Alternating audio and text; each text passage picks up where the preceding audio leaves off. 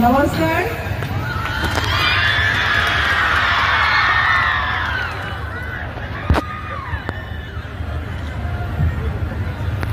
TMPKৰ সন্মানীয় president secretary, আমাৰ মিচিং সাহিত্য সমিতিৰ চিফ ছাৰ আৰু ষ্টেজত উপস্থিত থকা বিশিষ্ট ব্যক্তিসকল আৰু সকলো খেলুৱৈসকল, মই আজি এই অনুষ্ঠানত উপস্থিত হ'বলৈ পাই বহুত ভাল লাগিছে আৰু সকলোকে যিহেতু কম্পিটিশ্যনৰ কাৰণে ৰেডি হৈছে আৰু আজি অপেনিং চেৰিমনিৰ দিনা সকলোকে মোৰ ফালৰ পৰা বহুত বহুত শুভেচ্ছা থাকিল।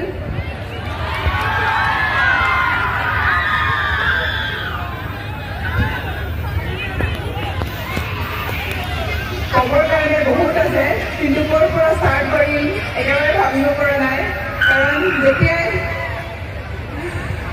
এনেকুৱা এটা অনুষ্ঠানত উপস্থিত হওঁ বহুতো ষ্টুডেণ্ট দেখা পাওঁ, সৰু সৰু যি খেলুৱৈ ইউথসকল তোমালোক, তেতিয়া মোৰ মনত বহুত ভাল লাগে, কাৰণ সকলোৰে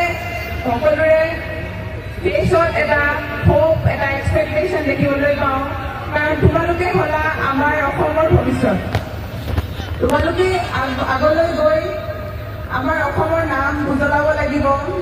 আৰু এইখিনিতে মই তোমালোকক কুৱেশ্যন কৰোঁ যে তোমালোকে কাৰ কাৰ মন আছে যে অলিম্পিকত গৈ মেডেল ল'বৰ কাৰণে?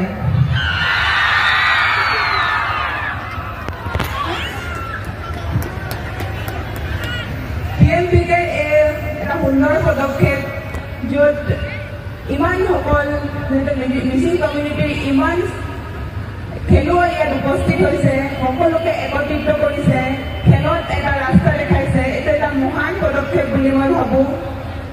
আৰু তোমালোকৰ এটা ইমান হোপ লৈ ওলাই আহিছা, ইমান আশা লৈ ওলাই আহিছা খেলত আগবাঢ়িম বুলি, তাৰ বাবেও মোৰ বহুত বহুত ভাল লাগিছে, যিহেতু এজন খেলুৱৈ হিচাপে।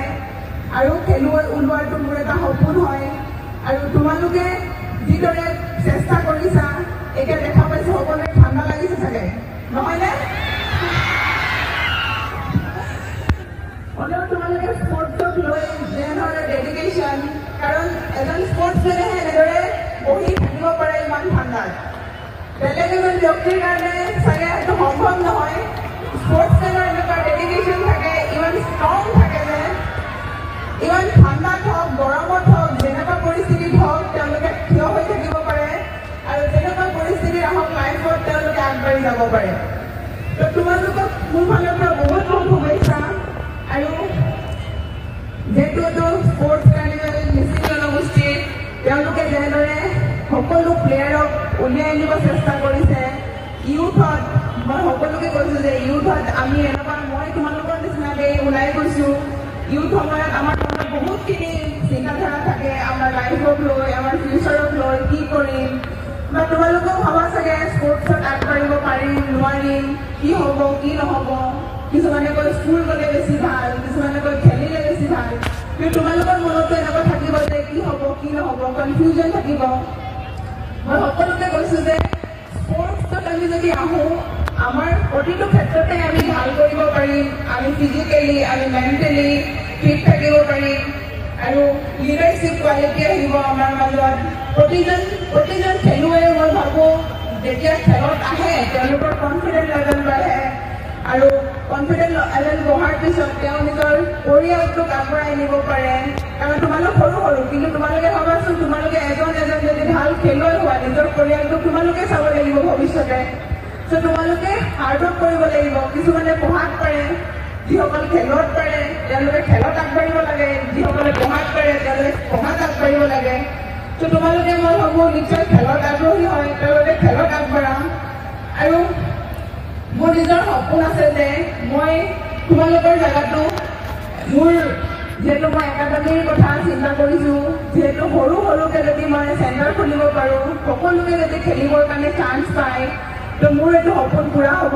আৰু মই সকলোকে অনুগ্ৰহ কৰিছোঁ যাতে মোক এই সপোনত সকলোৱে সহায় কৰে আৰু তোমালোকে ষ্টুডেণ্টসকলেও ওলাই অহা যাতে মোৰ এই সপোনটো পূৰা কৰিবৰ কাৰণে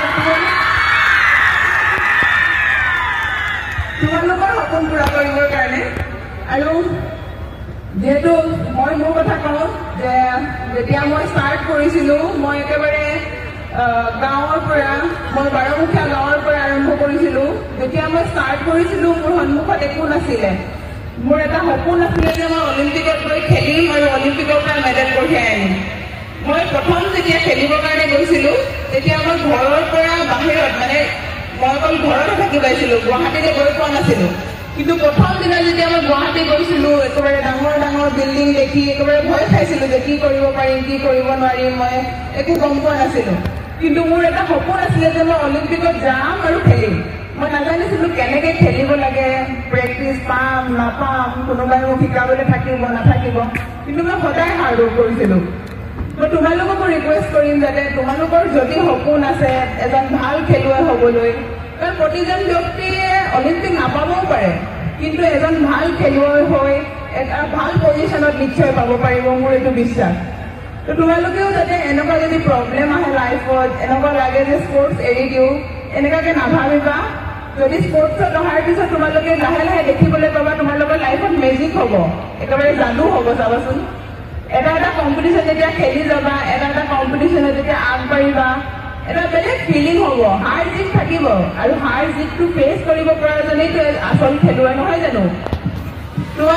তোমালোকেও এতিয়া বহুতখিনি আছা, কোনোবা হাৰিব কোনোবা জিকিব, কিন্তু হাৰ জিতৰ পিছতো যদি এইমটো যদি তোমালোকে নেশ্যনেল খেলাৰ সপোন থাকে, ইণ্টাৰনেশ্যনেল খেলাৰ সপোন থাকে, হৰাৰ পিছতো যদি ভাবি নাযাব, আকৌ উঠিব আকৌ খেলিব। তোমালোকেও হাৰিলে কোনো হাৰি নাযাবা, হাৰিলেহে আকৌ জিকিবৰ কাৰণে শিকো। মই যিমানবাৰ হাৰিছোঁ তাত মই আৰু ষ্ট্ৰং এটা এইম লৈ আগবাঢ়িছোঁ, কাৰণ যেতিয়া হাৰো আমি নিজৰ ভুলবোৰ দেখিবলৈ পাওঁ, আমি নিজক চাওঁ। তো তোমালোকেও যদি কোনোবাই হাৰা আৰু জিকিবা, আৰু জিকিলেও যিহেতু আৰু ভাল কৰিবৰ কাৰণে চেষ্টা কৰিবা। তোমালোকক মোৰ ফালৰ পৰা বহুত শুভেচ্ছা থাকিল। বহুত ভাল কৰা, আমাৰ অসমৰ নাম উজ্বলোৱা, মিচিং কমিউনিটিৰ নাম উজ্বলোৱা, সকলোৱে এজন এজন ভাল খেলুৱৈ হৈ যাতে আগবাঢ়ি যোৱা। ধন্যবাদ।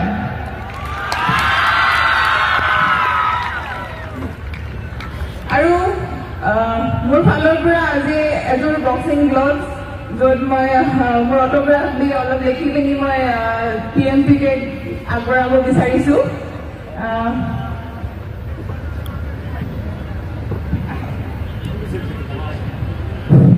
Abdullah Bazam Gera, Alaipa apa pintu? Tujuh apa Alaipa?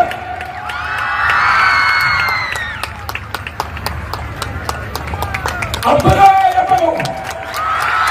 Bisa Ramon, bisa Ramon. Namanya nama buat tu ya ya. Namanya nama buat tu ya ya. Bisa Ramon. Tujuh balik baru tu kalau yang potong.